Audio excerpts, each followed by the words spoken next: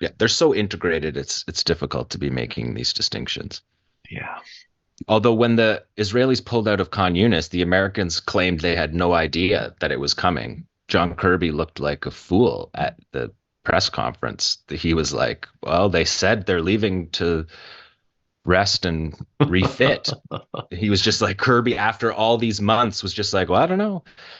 I don't know. We don't know anything. We don't know. We're not like That's their thing, right? they're in the We're war we're cabinet." we're investigating. We don't know what happened at the hospital. We're investigating. We don't have all the details yet. Let's let the investigation take its course. The That's the Americans are constant in the refrain. Israeli war cabinet. They Yeah. sit in the war cabinet. Yeah, there's photos, right? I saw a photo of that somewhere with the It's a really Americans. remarkable thing that didn't It's get. it's a long table with Americans on one side and right? I think it was Indi, it's a Sri Lankan writer that I really like, Indica or something. He calls them the Ismericans. Whatever they say in public, the Ismericans are having meetings about massacres. They're doing PowerPoints about poets to assassinate. They're keeping daily journals of dead journalists and aides bring them kill lists. So I guess this is a meeting.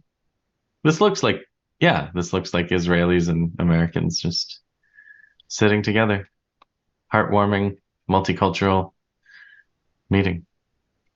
Yeah, well, Israel had to put a war cabinet together because the state was in shambles and the government doesn't have any credibility going into the war. There was a Mhm. completely divided state, so they had to create a war cabinet that had the other parties and that had some generals involved in it. And the Americans are in that.